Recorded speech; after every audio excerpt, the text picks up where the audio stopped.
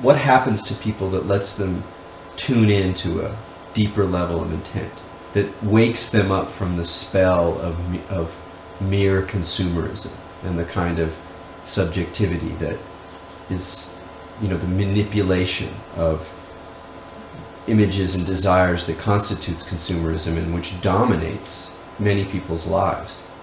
Well, then they probably head for deeper values, either Buddhism, shamanism, their own,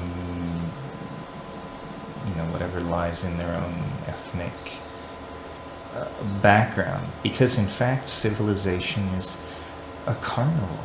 I mean, it's a cheap, it's a delusion of a solution. So anybody who sees past the front door probably wants really real structured values. And so that's where all the conservative resistance comes from. The fundamentalist Christians, Orthodox Jews, Buddhists, all of these people are saying, well, hey, wait a minute, we don't want to go down this path only so far. And that's probably a good break. Otherwise we would create a civilization that was essentially a mall, and there's enough of that anyway. So in that sense, that turn towards deeper values, even if sometimes they take a conservative form, is ultimately a kind of healthy balance to just the sheer rush toward novelty. Yeah, I think so. And do you see psychedelics playing a role in opening up that kind of? It depends on how it's presented. It depends on the psychedelic.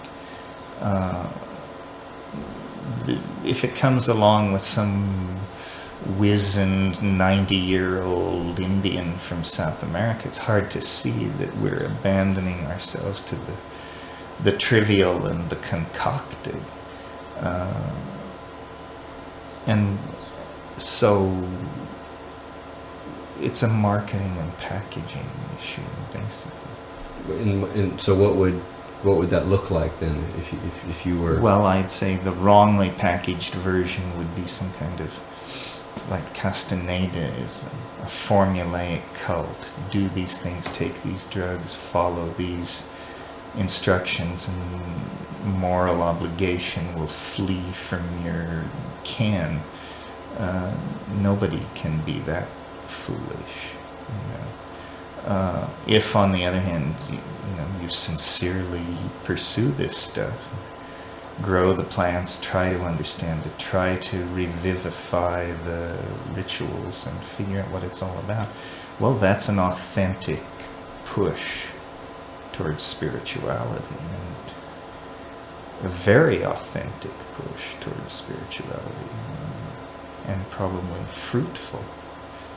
Do you think in that process the actual handling of the plants, growing them, getting to know their cycles is necessary? Yeah, because that's the level, that's the speed, that's the speed on which nature makes this stuff, brings it to the surface and invites its contemplation. And it's also probably the right speed at which to assimilate this stuff, to come to terms with it. So in that sense, part of the problem with synthetic psychedelics is that they fit too easily into a kind of consumerist model. Lifestyle, right. That it's not a product. It's not something you get the drug of the month or something. Although all these things have been proposed and some have been tried, it seems to me the shamanic drug of the month is not a very appealing idea.